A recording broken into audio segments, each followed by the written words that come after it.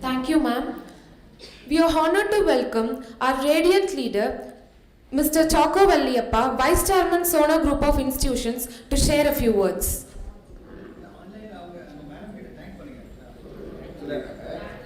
Thank you, ma'am. Madam can answer any questions. Anyone's got any questions? Quickly. The audience. Good afternoon, ma'am. If any questions can you take? Maybe a couple of questions if someone has got. No problem, sir. Yeah, thank you.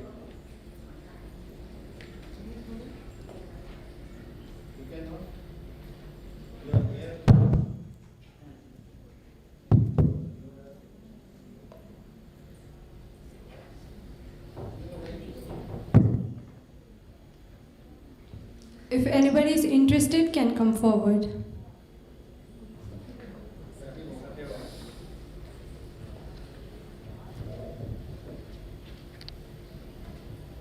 Good evening, ma'am. Your speech was inspiring. And Thank you, sir. can you tell me the success story of yours, your success mantra?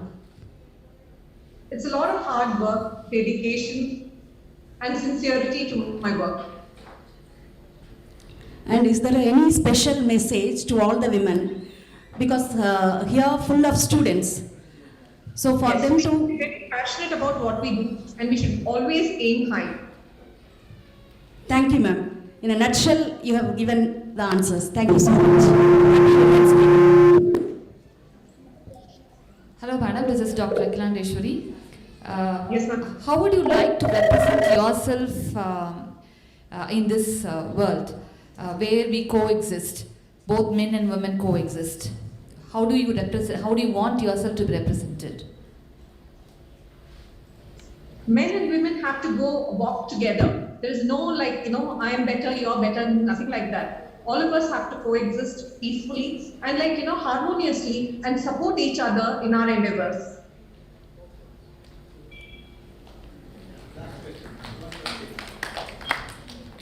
Ma'am, may I know what all the sacrifices you have made to attain your goal? Well, sacrifices is because I'm in a field of obstetrics and gynecology, we don't have any time, fixed times.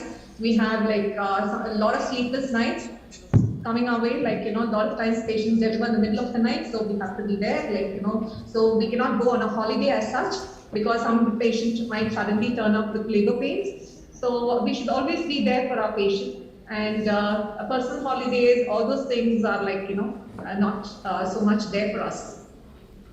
Do you regret for that, There's ma'am? no regret, but there's absolutely no regret because I love what I do, and this is probably my anesthetist says this is my bodhi tree and I'm a Buddha in this. So I get a lot of peace and happiness doing the work I do. So absolutely no regrets.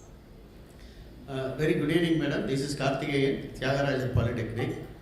Yes, sir. When I go home, I will cross your hospitals and I want to see you always. But this is the occasion I had it to see you through virtually. Thank you very much for coming and giving the good lecture. Thank you, sir. This is not my question. I borrowed the question from our respected chairman, Sri Valliyappa. And he has given a question that whether he is available on online, I do not know. He is asking me the question in the morning, but I have given some answers based on my teaching experience. And during the lunchtime also, I reviewed some of the research journals. Anyway, the question I am posing to you also. And the co-education, the students are giving the best performance rather than the single-sex education. Why? What is the reason, any scientific reason behind that? Can you explain me, madam? I don't think there is any scientific explanation, sir. But I guess, you need to say students who have come from co-education schools, once they get into college, they do better, is it? Yeah, yes, madam. In North America, they have norms that they only start co-education, not single gender education also. There is some, the research is going on. Last year, 2019, the India Today has did some research in Delhi and gave some findings also. Anyway, the co-education is better. Today we have a co-education in all our group institutions. Our students are doing very great job and going for high marks and some of our students from Sona College of Technology turning into UPSC officers also. And thank you very much. Thank you very much for Madam for rendering and giving the best time of you for us. Thank you. Thank you, sir. It was my honor. Thank you, Dr. Sasikumar also. Since I had a very great discussion with Dr. Sasi also, and he is also very well associated with the Vice Chairman, Mr. Thiago also. Thank you very much, Madam. Thank you. My pleasure. Yeah, so I know Dr. Sashi very well, and I thought only Dr. Sashi speaks well, but I think the family itself speaks well, so I'm sure my best wishes to you also, ma'am. Thank you. Thank you so much. Thank you for inspiring us with your words, ma'am. Thank you. We are happy to have Dr. Joanne Cook, Associate Professor, Yale School of Medicine, Department of Psychiatry. Dr. Cook has worked clinically with a range of trauma survivors, including combat veterans and former prisoners of war and survivors of 2001 World Trade Center bombing. She has served as the principal of investigator on 7 federal grants from the National Institute of Mental Health, the Agency for Healthcare Research and Quality, and Patient-Centered Outcomes Research Institute. She was a member of the American Psychological Association Guideline Development Panel and the president of APA's Division of Trauma Psychology in 2016. She has over 100 publications in the area of traumatic stress, mental health, and implementation science. She has also published over 100 OPEDs in the places like CNN, Time Ideas, Newsweeks, and The Hill. We are much delighted and honored to have Dr. Joanne Cook to deliver the International Women's Day Address 2021. On behalf of the Sona Group of Institutions, we welcome you to address the gathering. Thank you so much. It's lovely to be here. I hope you guys had a wonderful day. I plan on having a wonderful day. It's 6:30 in the morning here. I hope my voice isn't a little too scratchy. Am I able to pull up my slides?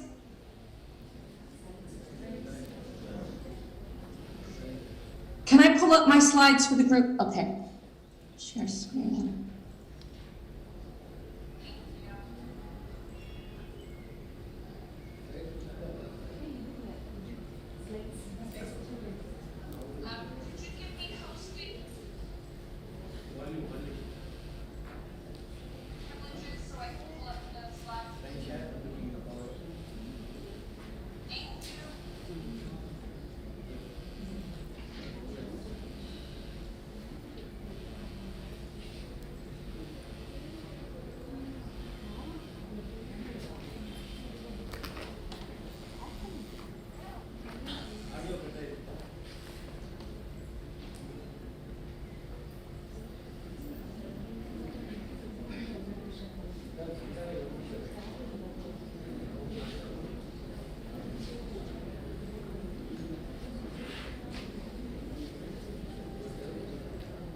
Magic here. What I'd like to do is take the opportunity to talk today about how women can bounce back or bend without breaking in the experience of stress and trauma and the challenges we face at the work site. I understand that what I'm about to say has a very Western focus, and I apologize. I've been to India. My husband is a #1 fan of India. I am less aware, I'm less of a global citizen than he is, so I apologize for that in advance.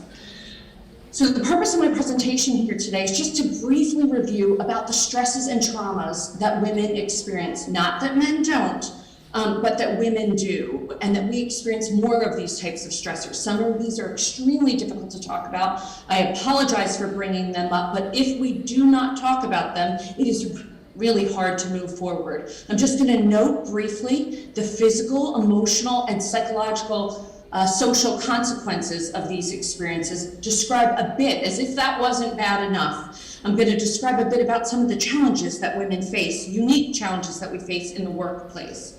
All of that difficult stuff said, I really want to empower us and talk about how we can heal with the help of others, with the help of spirituality, with the help of ourselves, and not only heal, but bounce back from these experiences, and also how we can tap into our own power and promote resilience. I hope this is inspiring. It's going to be a fast shot. Hopefully someday I can come back and talk to you longer than a half an hour. Okay. So right off the bat, we're going to talk very difficult things. Sadly, these things happen in the US and all over the world. These are called adverse childhood events. We also call them big T traumas. They're things that happen with great prevalence that so many of us don't talk about. They are abuse such as physical, sexual, and verbal abuse. There are neglect, like physical and emotional. Now these things, I think what happens to a lot of trauma survivors is that we internalize them and think that they happen to us because of something about us, which is not true. And sometimes they don't only happen because people intend to cause us harm, but it's because people have a lot of other things happening in their lives. For example, neglect. Sometimes parents are separated. Sometimes parents have extreme financial difficulties and must work multiple jobs and therefore aren't around to protect their children on a regular basis. So these things are very complicated, but they do occur. There's also something called what we call household dysfunction. That's substance abuse in the house, mental illness, depression, anxiety, schizophrenia, other psychotic disorders. There's interpersonal violence where the mother is being harmed.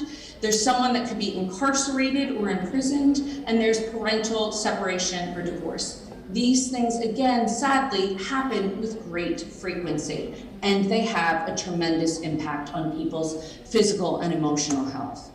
Now, this is data from the US, but the data from worldwide is not much different. I have not seen good epidemiologic data, which is the best kind of data that we have when we're looking at the prevalence of not only traumatic events, but the prevalence of mental health disorders or physical health disorders related. I have not seen that in India. I'm not sure why. We could talk about that. So in general, these big T traumas, at least 61% of men and 50% of women experience them. But we also experience what we think of as small T traumas, everyday chronic sort of stressors. And these include things like poverty, limited access to financial resources, under or unemployment, unstable housing, sexual harassment, and gender discrimination. In addition, they also talk about that traumas can happen to women across the lifespan. So not only do we have adverse childhood experiences, but we can have traumas across our lifespan, and on top of that, we have often these chronic environmental strains. Now, all other things equal, and things aren't always equal, the greater number of these experiences that we have, the greater impact of them on our physical and our emotional health. So, in general, all other things equal, if someone experiences at least 2 or more of these adverse childhood experiences, they have a greater likelihood or probability of experiencing mood disorders like depression, anxiety disorders like generalized anxiety or a phobia. They also experience trauma-related disorders, which is my specialty, which is post-traumatic stress disorder. In this country, women who have those experiences, tend to also abuse substances, both alcohol and drugs. I believe that's different in your country, and that's something we can talk about it. And then impulse control disorders, such as excessive risk-taking, gambling, sexual compulsivity. So trauma can do a number on people's psyches. It can also do a number on people's physical health. So adverse childhood experiences can impact the probability of you having heart disease, having cancer. And sometimes with the people that I've worked clinically, they'll say, you know, people think it's just all in my head, that I think I'm sick, but I'm not really sick. And I have to tell you that there's so much research, even a whole book dedicated to quantitative studies showing the impact of trauma on physical health. So it's not just that it's in people's head, but if you go to people's medical charts and you look at their medical charts and you're blinded to who has trauma and who doesn't. The people who have trauma have greater heart disease, cardiovascular problems, chronic pain, irritable bowel. Trauma is bad for our physical health. Now, there are gender differences in who gets subsequent PTSD, my specialty. And The truth is that even though men experience trauma, and they do, the impact of it is less, particularly on the PTSD symptoms. We see to have much higher rates of PTSD, post-traumatic stress disorder, in women populations, so 2 to 3 more times. Now that said, you're going to say, wow, only 11% with these big T traumas and all these environmental stressors, how come more women don't have it? And the truth is, for whatever reason, some of us don't wind up getting mental health disorders, and that's a beautiful thing, and we can learn from that and train ourselves. So, I'm going to try to explain this graph. Most people, after they experience a traumatic event, will have some symptoms. Some people will have a relatively few symptoms and then continue to have few symptoms or no symptoms. We call those people resilient. And if you're not in that category, we can help you get there. And you can help yourself get there. Some people experience a lot of symptoms, but then they recover over the course of time, whether it's from social support, whether it's because of something they said or did, or good family support, they recover. Other people have some experiences of symptoms, and then they seem to be fine, and over time they have what we call a delayed reaction. So maybe there's a trigger in the environment or an anniversary date, a reminder of the trauma happens, and then they have a flood of nightmares and feelings of sadness and hyperarousal and irritability.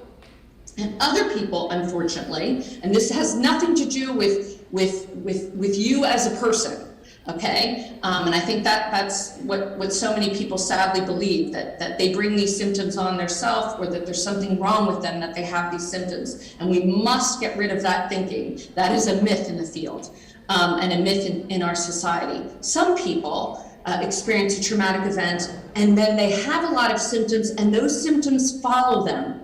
They sometimes don't even follow them for months, they follow them for years. And I've worked with people who follow them all the way into older adulthood.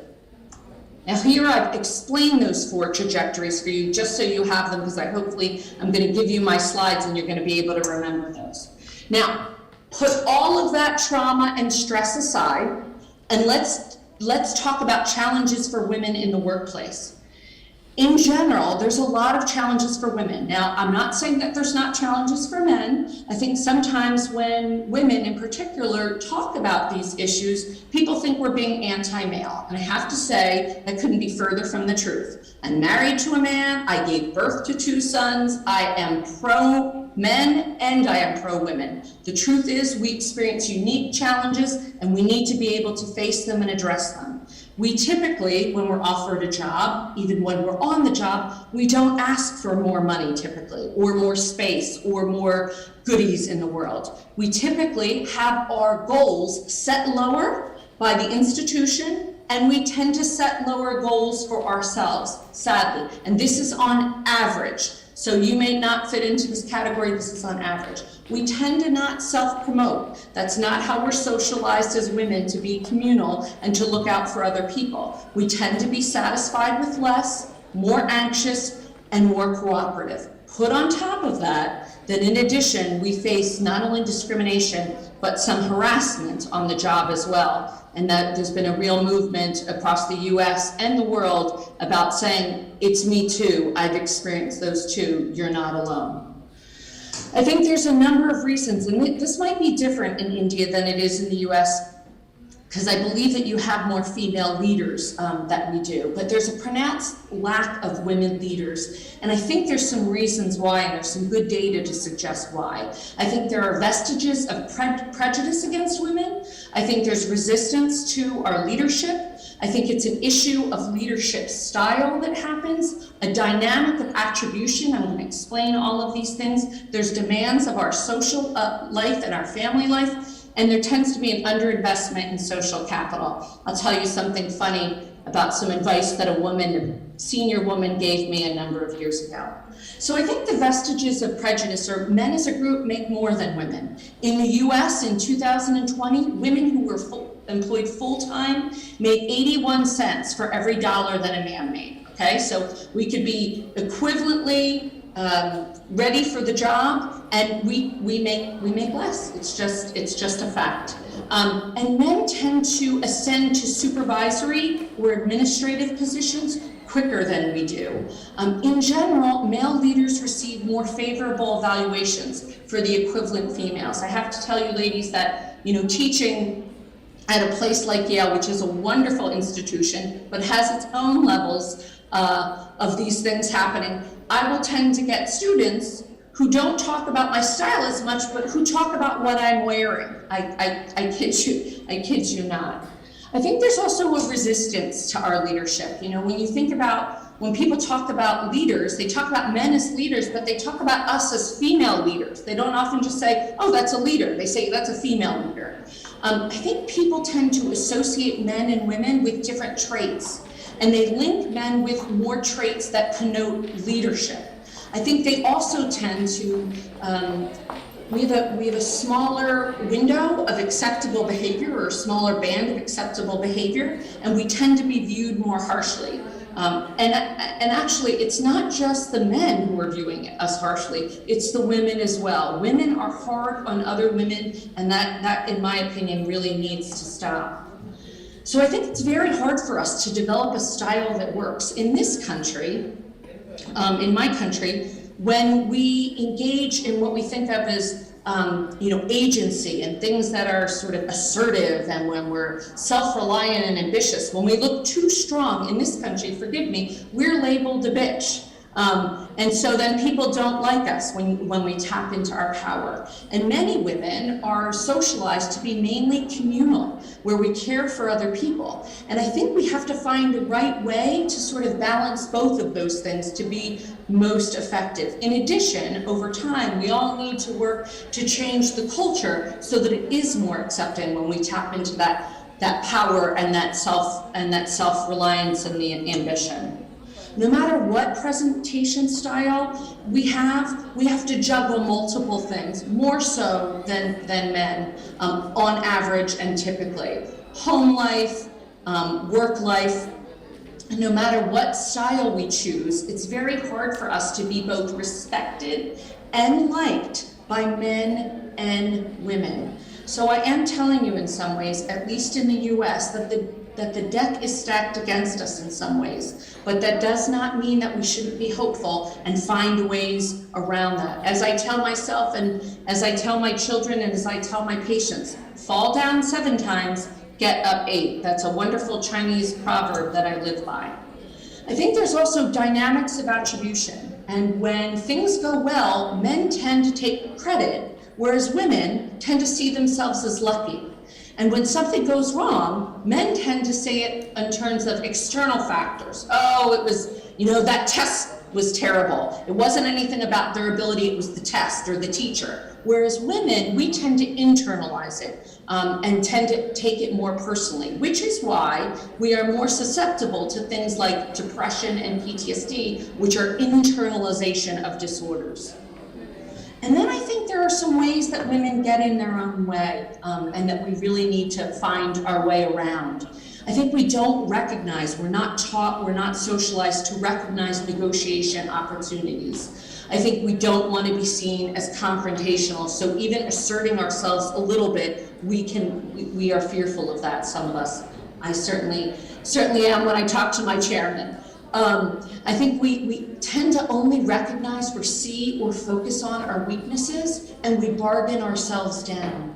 And I think we also, and not saying that these are all bad things, they're things for us to be aware of, we tend to take responsibility for ensuring everybody's satisfaction, not only our own.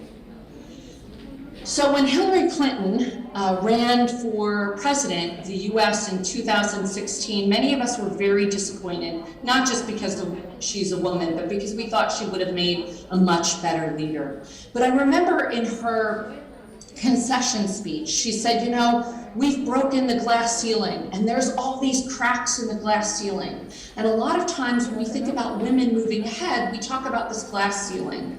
Well, I think there's a more apt metaphor that we can use, because the truth is, it's not just a glass ceiling for us. But it's the sum of many obstacles. There are glass ceilings, there are glass walls, and there are glass floors. And we don't even realize that. So I think a more apt metaphor is that it's a labyrinth or a maze that we must negotiate over time and continue to negotiate that with the help of other women and the help of supportive men. It is possible.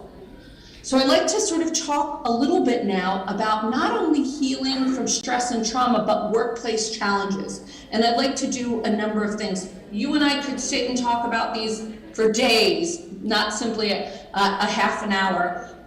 So I'm going to try to hit these hard in the few minutes that we have left.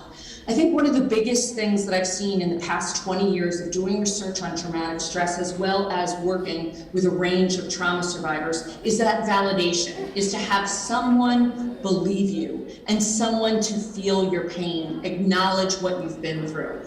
That is key. If you do not have someone in your environment, you can do that for yourself. I will show you, tell you how to do that.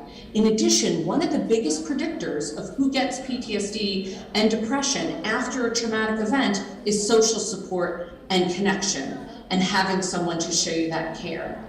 I think sometimes in an attempt to help ourselves, women and men who've experienced trauma tend to minimize it or deny it or push it down and bury it.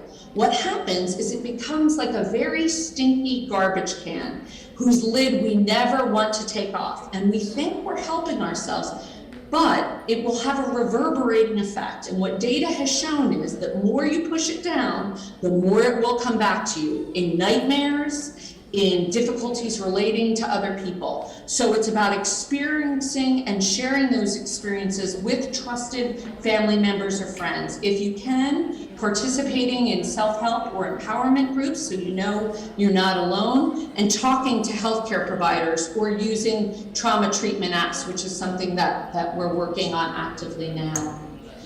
If you do not have anyone in your environment, sadly, to give you that validation, you can give it to yourself. There are ways of using mindfulness to be aware of your thoughts and feelings, acknowledge those emotions, soothe yourself like you would try to soothe other people. Radically accept those thoughts. Again, not sort of pushing those down, but putting your arm around those thoughts when they come and those emotions. Being your own best friend and taking care of yourself. Supporting those, feeling your feelings, allowing yourself to express them internally and not pushing them down. So we have a saying in the US, it's a little crass, I apologize, we're a much more crass society than yours, no shoulds. And that means no shoulding all over yourself, not to say to yourself, I shouldn't feel like this. All feelings are legitimate and real. Now, how do we tap into those resilience? How do we get into that category and that trajectory? Resilience is complicated and complex, and it's from multi-dimensional. It's both a process and an outcome. It is difficult to do, but we can all do it. How do we adapt well? How do we bounce back? For many of us, it's a choice, but it's a choice that is harder, and that path is steeper. So if you have a greater number of adverse childhood events, and you have a greater number of chronic environmental strains, and you have a greater number of challenges on the workforce, this is going to be harder for you, but not impossible. Take that word impossible out of your mind. The good news is we can enhance our own resiliency through learning and training. A very dear psychiatrist friend of mine at Yale, who's now retired and he's professor emeritus, named Stephen Southwick, and his dear friend from New York City, Dennis Charney, published a book. Both of them spent their lives doing quantitative research on trauma and resilience. And this book, while not a bestseller on our New York Times bestseller list, is very helpful and is really written for the lay population, for everybody. And it's scientific ways of bouncing back. I'm only going to go over a few of them, but I'll just briefly note them now. They're things like fostering optimism, facing fear, solidifying one's moral compass, practicing religion and spirituality, attracting and giving social support, imitating resilient role models, asking people how they did it, and observing them and watching them. Physical training, being in good physical shape, mental and emotional training, enhancing one's flexibility. That means no matter what life throws at you, being both cognitively and emotionally flexible, and finding meaning and purpose. I'm only going to talk about 2 of these today and note them, and they're the first 2. So what is optimism and how can we foster that? Optimism is a future-oriented attitude which involves hope and confidence that things will turn out well. Even in our darkest days, we need to be buying into some of that our future, maybe not entirely bright, has some bright spots, and that good things will happen with hard work. This is not just Pollyanna, rose-colored glasses. In fact, some of the patients that I work with, they say, oh, you're just trying to tell me to look at the world through a pink lens. And I say, no. Trauma tends to darken our glasses. It makes them dark. What I'm asking you to do is wipe your glasses clean and see more realistically and choose to look at as half full rather than half empty. Because if we do, we will feel better. Let me explain this in greater detail and try to apply it to your life. A lot of what that says in the book on mastering resilience is based on what we think of as cognitive behavioral model. And this means that the thoughts that we have impact our feelings and our physiological body and our behaviors. Let me give you an example. Let's say you do poorly on a test and your thought is, wow, I stink, I'm a loser, this is awful, I'm lazy, crazy, weak, or bad. If you say those things to yourself, what are your feelings going to be? Your feelings are going to be awful. You're going to feel terrible about yourself. You're going to be depressed. You're going to be anxious. You're going to experience shame, maybe some guilt. And what are you going to be feeling physiologically? Well, you're probably going to have butterflies in your stomach. You might feel like you're going to, throw up. You might feel a tension in your jaw or clenched fist. You're going to feel awful. And your behavior? Well, maybe the next time you'll decide, why bother to even study? And you might not even study for the test. Right? Okay, let's say if the thought is something different, it's a little more optimistic. Let's say you said, that was a hard test, I can study better next time, I'll do better next time. The feeling? Well, you might not be feeling great, you might not be wanting to go to a party, but you're not feeling as awful, and your body is not feeling as awful. And the chances are, if you give yourself those messages, the behaviors are, you're going to study harder the next time.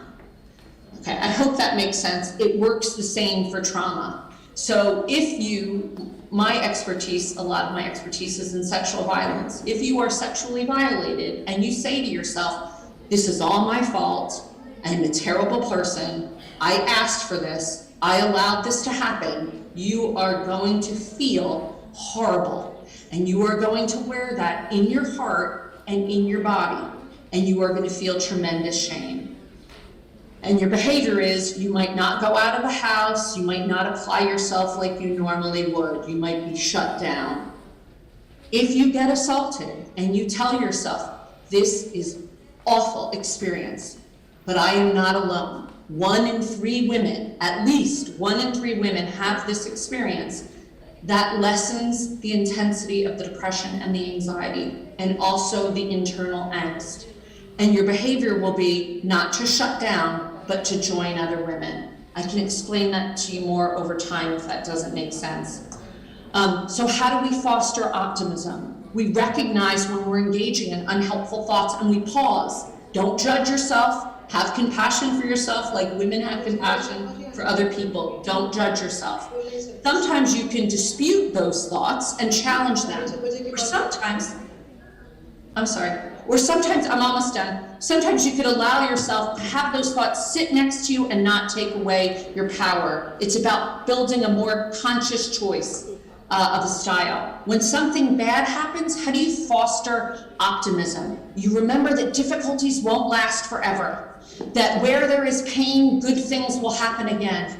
You try to identify your strengths and your resources and notice what is good, the acts of kindness of other men and supportive women who recognize your struggle. How do you foster optimism when something good happens? You give yourself credit for whatever part you played in it, and you express gratitude for the parts that you didn't play. And you try to help foster that feeling and expand it in yourself over time. One big thing again is sometimes when people have experienced trauma, they try to push it away. They don't want to face their fears. And the truth is, we need to face our fears in life. That doesn't mean you need to go into dangerous situations. That means if you're afraid to do something like give a speech, you need to face your fear and walk yourself through it. So fear does not signify weakness. We all experience fear. It's about courage. Feeling courage to tackle those things, to master your fear. Try to figure out what it is you fear. Do you afraid you're gonna look like you don't know anything, or you're stupid, or you're afraid you're gonna fail? What is it under that? Learn to practice skills to face that fear. Develop a plan and a backup plan. Confront the fear in the company of a trusted family member or friend. And sometimes you need to take a calculated leap of faith. One of my favorite quotes, and I don't know that much about William Shakespeare, who's written all these wonderful pieces of literature for us. I don't know that much about him, but what I do know is this quote that I have lived by and that I tell the patients that I work with, which is, beware of the stories you tell yourself, for surely you will be lived by them. So if when you take a test, or when you don't do well in some assignment, or you don't get that good grade, if you tell yourself you're a loser, and that is your explanatory style for life, be careful, because that's going to become a self-fulfilling prophecy. We need to take our power back by telling ourselves a different story. Here are a number of optimistic things women can say. Hopefully you're going to have my slides and we won't go over them, but you can say, yes, I can. I've done hard things before. I can conquer this again. I am strong. I can reach out if I need help. And as I like to say, again, the Chinese proverb, fall down 7 times, get up 8. So on this day, happy International Women's Day, but not just this day, but every day. Be strong, be independent, be passionate, and be bold. I wish you not only a wonderful Women's Day, but a wonderful every day. Yeah, thanks a lot for that, Joanne. Choco here. Yes. How are you? I'm good, how are you? Yeah, thank you. So, just wanted to, I'll speak in the next minute or so, but I thought since you've given us a lot of all your various experience together, so just want to ask if any of our viewers had any questions from the audience. Audience, if you have any questions.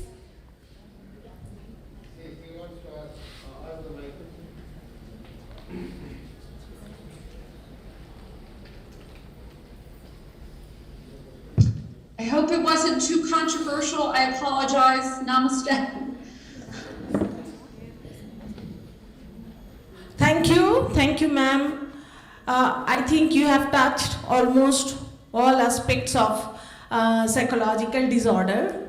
And I just wanted to know whether you have treated any patient of mental depression by using hypnotism. You take the patient back to the previous life and treat them. Will you kindly tell just 2-3 things about it?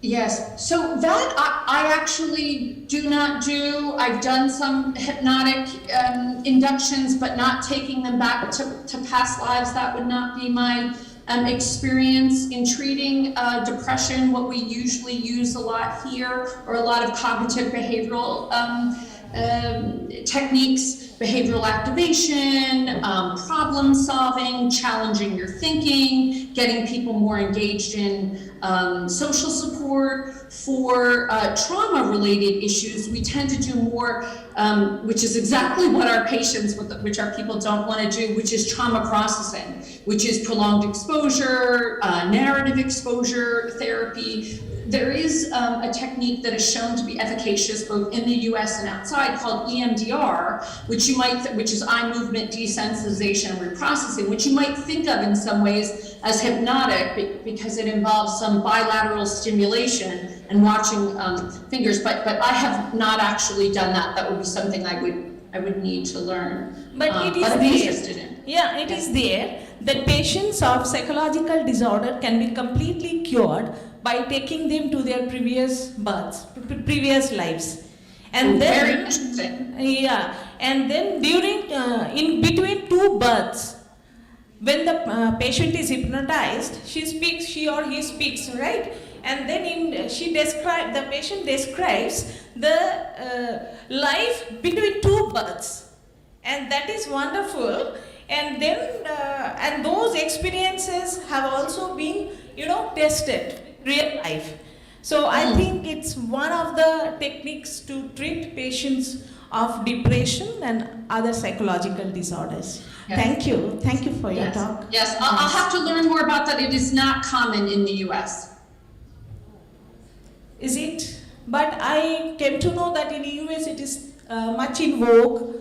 I have read some of the doctors' experiences, and so they got cured. Thank you. Actually, Dr. Joanne, there's one practitioner who is doing it very well. What I think Professor Sen is talking about, his name is Dr. Brian Wise. Yes, so many lives, many masters. Many lives, many masters. He has written a book also. Anyway, that's okay. And then Only Love Is Real, there's another book that he's written. So yeah. Anyway, so yeah, Professor. So thanks a lot, Professor. So I think you've been a great replacement for our finance minister. Our finance minister is supposedly one of the most powerful women in India. So she's almost just underneath the prime minister. So she had expressed interest to come and address our audience here. So, and it's great that we got you